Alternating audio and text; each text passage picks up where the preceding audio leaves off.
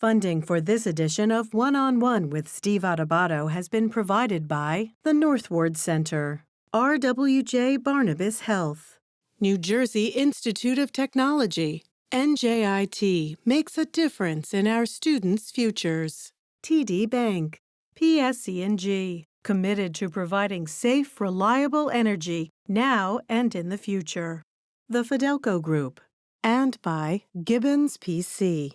Promotional support provided by ROINJ, informing and connecting businesses in New Jersey, and by Commerce and Industry Association of New Jersey and Commerce Magazine. This is One-on-One. I'm an equal American just like you are. The jobs of tomorrow are not the jobs of yesterday.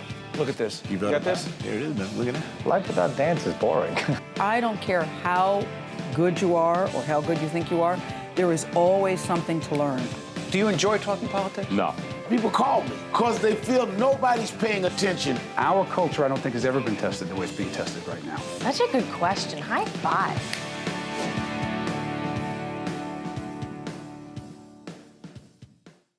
Hi, I'm Steve Adubato. Welcome to a very special series we call Gone, but Not Forgotten, where we look back at some classic interviews and profiles that we've done on people who are no longer with us, but their impact, their contribution remains.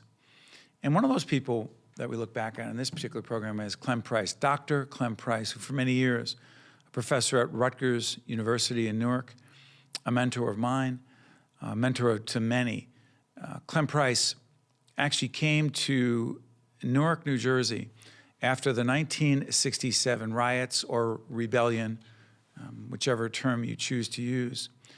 And when I remember talking to Clem in many interviews and private conversations, he said to me, Steve, I came to Newark after the 1967 horrific events because everyone else was running away. He moved into Newark. He was part of Newark. He taught in Newark.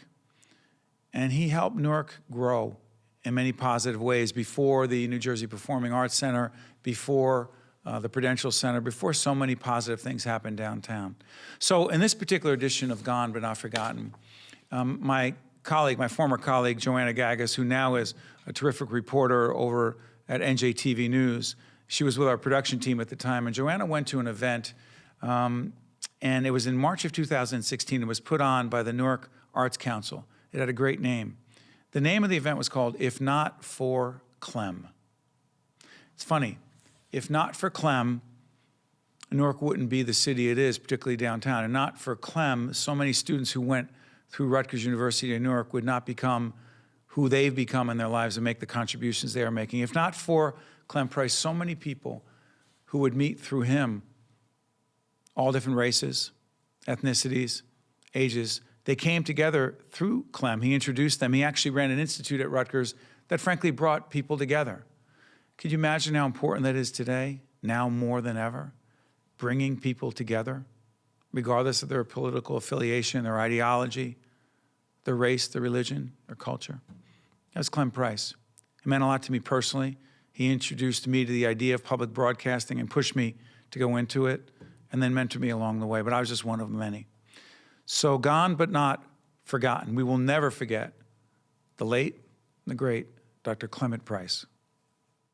As a person, he was one of those unique leaders that could galvanize a community and move people. There aren't many people like that you meet in your life, so he was special to me and special to a lot of people. He was very deep, but he delivered the lessons that we all learned from him with humor and grace, and I would just describe him as someone everyone wanted to be around. He didn't exercise power. He didn't do anything by force, but he led by example, really by example, so that people wanted to do what he wanted to do. And they wanted to follow him, and they wanted to be with him. Well, there's really no one like him. We fell into this routine of traveling together. Clem and Mary Sue and my wife Nancy and I, about once a year, would take a real trip. And Clem used to call it get out of Dodge. Time to get out of Dodge. And so we went to South America, we went to Argentina, we went to Ghana, we went to South Africa, we went to Europe, different parts in the US. So I really did get to see Clem in his unofficial personal persona. In your travels, you got to see a side of Clem that most people wouldn't or haven't. What did you see in him, and what were the things that drove him personally that he was most passionate about? Yeah, well, seeing him traveling was an extension of what I would see in Newark, which is this remarkable, genuine curiosity about other people and about their lives. And he was he democratized every situation he was in, because there was never any sense of sort of class distinction and the like. He was as interested in the waiter at the table in Cape Town as he was at meeting the president of the university in Accra. And so I felt that this, I think part of Clem's charm and his power was that people sensed that in him. They sensed this genuine interest in them as a human being. And it was almost as if Clem saw into them a kind of a potential that they were almost afraid to acknowledge themselves. Clem was first and foremost incredibly dedicated to the idea of being a good citizen. He came to graduate school here in Newark, and I think that as a result of the years he spent at Rutgers, this became his adopted hometown. And I think that because of his extraordinary sense of civic commitment, that Newark became Clem, and Clem became Newark. Well, I think many people know how much he adored music, and music was playing in our home 24/7. It felt like it was really the soundtrack of our lives. And I'm right now trying to make sure that some of those 2,000 CDs that he collected go to people who would appreciate them. He made lots of playlists and soundtracks, and so maybe people didn't realize that, but music he was passionate about, and all genres of music. He had an encyclopedic knowledge of music, which he shared with me and my wife and our sons, and he was much cooler than I was, so my sons got to actually have a nice white dad and a cool black dad who knew everything about music. Clem was a friend of my uncle, Dave Peniston, and the two of them and someone named Rudy Adams, who also was members of the Glee Club, talked me into joining the Glee Club. And I became friends with Clem because I wanted to hang out with some adults, and they were the cool people to hang around with at the time. We would go see bands, and our two favorite bands were Santana and the Dramatics. And we had a thing that we always thought we were background singers for the Dramatics. Clem and I there was an attachment between the two of us, and we became very, very good friends. And I would have to say that was around 1973. So we've been close friends for that amount of time. Clem was definitely appreciative of arts and history. He was definitely an important person in the arts community for the city of Newark. You could always see him during our Open Doors Festival at the Newark Museum, especially a lot during the time when his wife was the president of the Newark Museum. Clem also was a great art collector. One of the artists that we're featuring tonight, which is Gladys Gower, is one of his favorite artists, and she's still living at 92 years young. Well, he was the chairman of the New Jersey State Council on the Arts for an unprecedented, I think, 3 terms under both Tom Kean and Jim Florio, so 2 different administrations. And during that period, he really had a great deal to do with democratizing the arts here in New Jersey, and then as I think vice chair of the National Assembly of State Arts Agencies, his influence in making the arts more accessible, making sure arts groups were funded that were non-traditional, that influence really spread across the nation. It used to be in the early days that the Arts Council money would go to the symphony and the museum and, the anchor institutions, what we think of right away as the important arts organizations. They are important. But Clem said, well, what about that little glee club? And what about that community arts organization? And all the arts as glue to a community, and that sort of enriched the civic space that he cared so much about. So there was that. And then, he was a collector of art.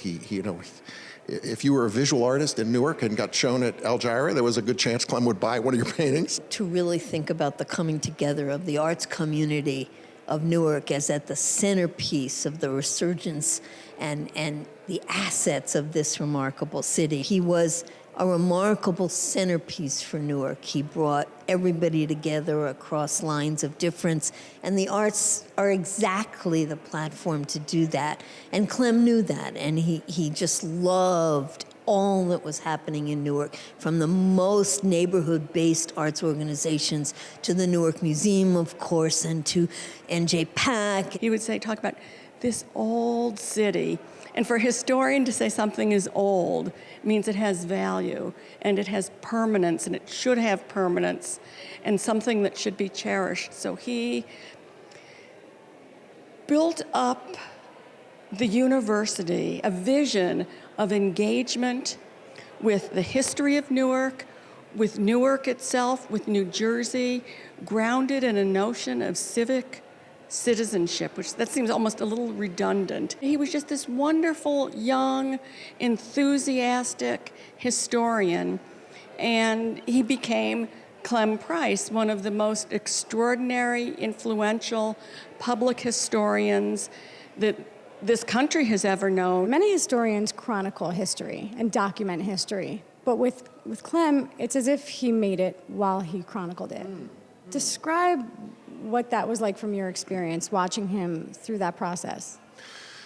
Well, I think you put it very well, because Clem made history a living field, and it sort of, because of his emphasis on memory, which he wrote about at some length, he made you realize that you were in the process of forming historical memories as you spoke, as you interacted with him. He also had that sort of faith in human goodness and human progress that would make him take a place like Newark, which has had dramatic ups and downs, and embrace it and say, we're going to prevail. And so I think that this, the upcoming celebration, the 350th, is I've frequently heard people invoke his memory and say that we're gonna really do it well for Clem, as if he were still here, and so I think that he's a historian who didn't just chronicle things. He had a deep belief that civic life could be better, and that people could understand their individual contributions to it. The profession of public history was everything for Clem, because it allowed him to remind people of the relevance of history to what happens today. And he brought history to life in a way that showed, for example, for Newark, the enormous assets over time, the 350 years of this amazing city that gets lost sometimes in the current challenges of the day. He was always teaching everybody about both history and its relevance for today. He didn't just teach in the classroom, or when he taught in the classroom, he used his own family's experiences as a touchstone, sometimes as an example of the passages that African Americans went through, or urban issues that they embodied, or the Great Migration from the South, which is family-made. So he had a deep understanding of his own family's trajectory, and he had a wide understanding of how African American history related to Jewish American history, other immigrant groups, how cities were constructed and then somewhat destructed through public policies. And he shared that in many different forums, which I think is the whole concept of public history. Clement talked often about the discrepancies of life and the importance of diversity and accepting one another. He was very clear-headed about the fact that there really does not exist in the United States a real equal society. Now, I grew up in a ghetto of my own. It's called the Ironbound now. It was called Down Neck when I was growing up. And so we understood each other very well, understanding that we carry a lot of baggage with us, a lot of cultural baggage. Clem's famous for saying, I study black people for a living, right? That's sort of what he is. But, he did so much more, right? The work that he did at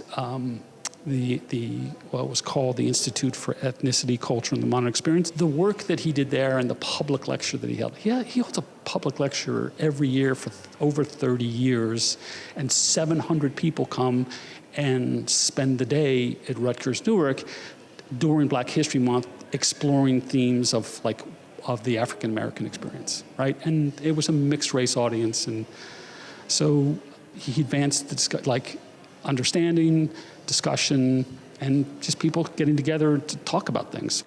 Clem's candor was always accompanied by enormous civility and his innate good manners. As he used to say, he was well raised, and indeed he was.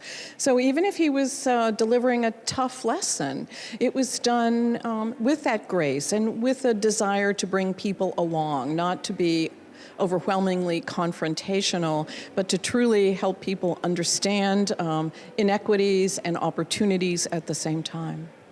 Do you think he saw himself as an activist? Yes, I do. I believe he did, although he defined activism perhaps slightly differently than others might have.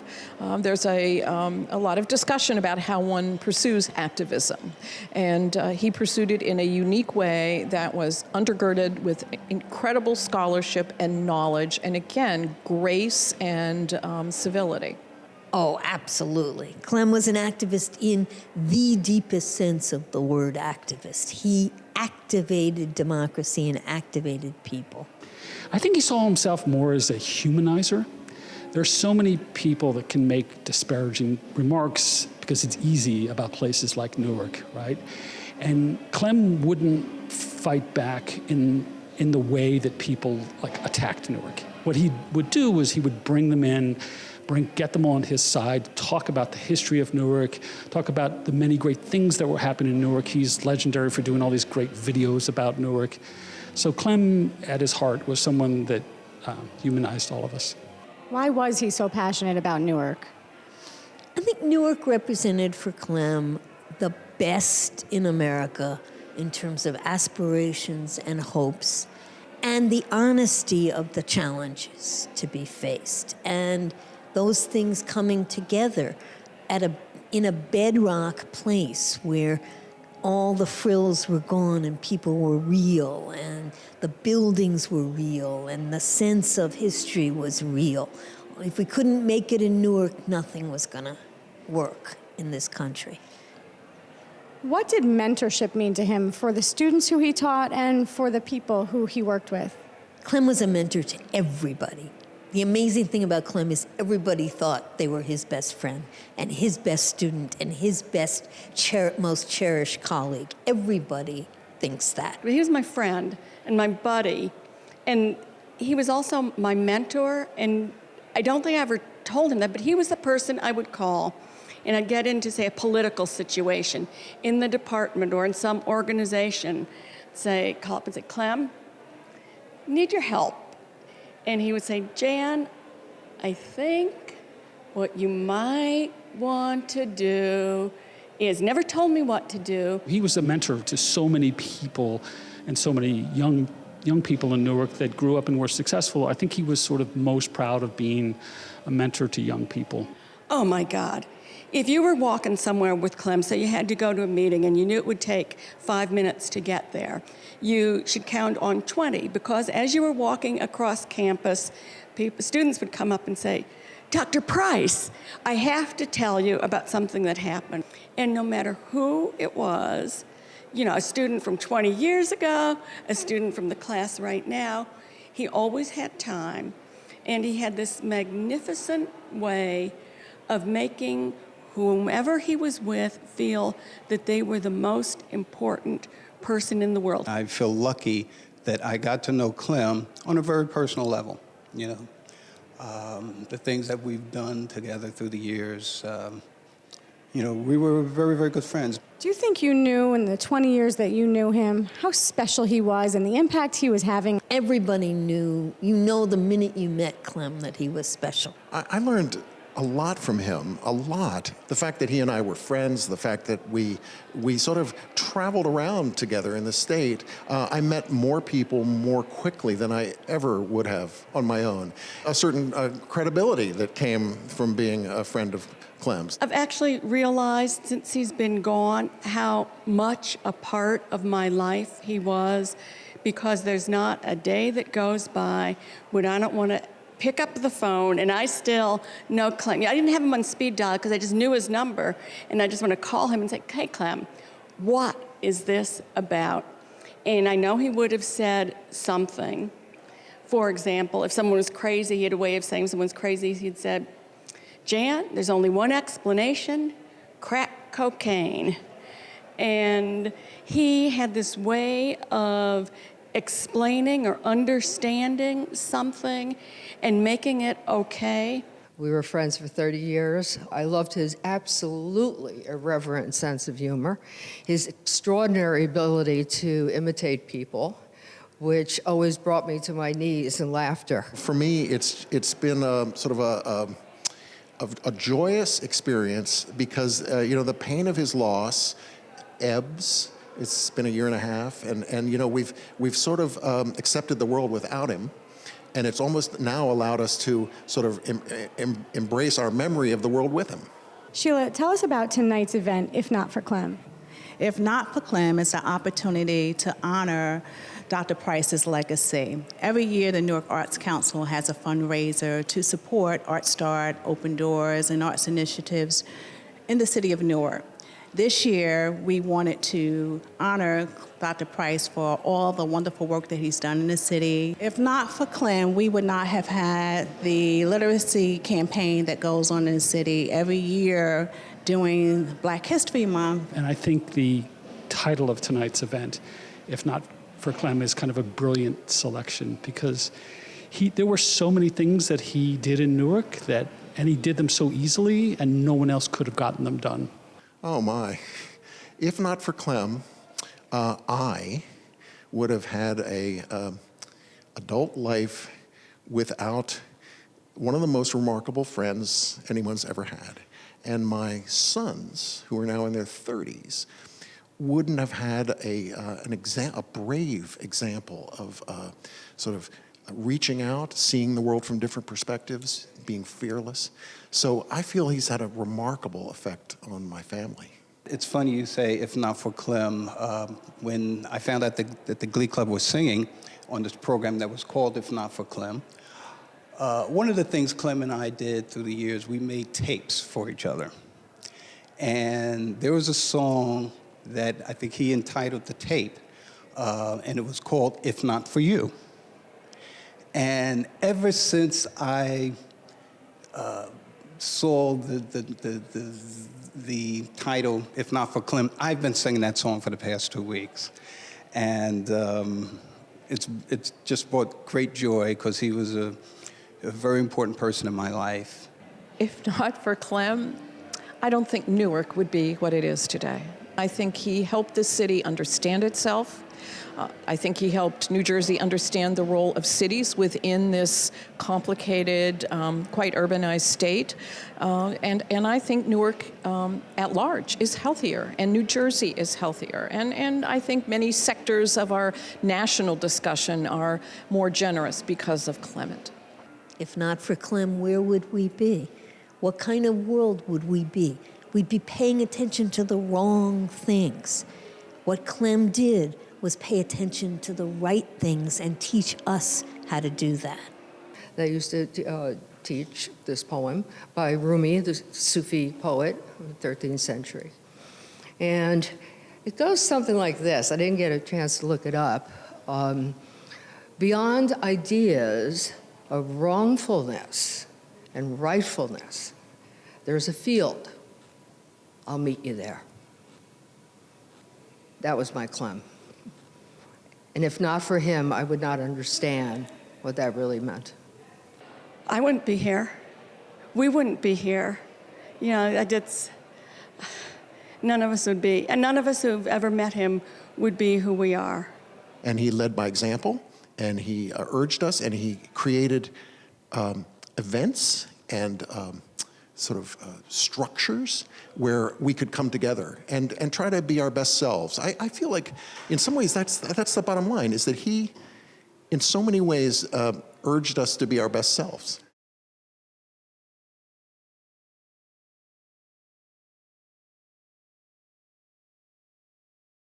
One-on-One with Steve Adubato has been a production of the Caucus Educational Corporation. Funding has been provided by the Northward Center, RWJ Barnabas Health, New Jersey Institute of Technology, TD Bank, PSC&G, the Fidelco Group, and by Gibbons PC. Promotional support provided by ROINJ and by Commerce and Industry Association of New Jersey and Commerce Magazine.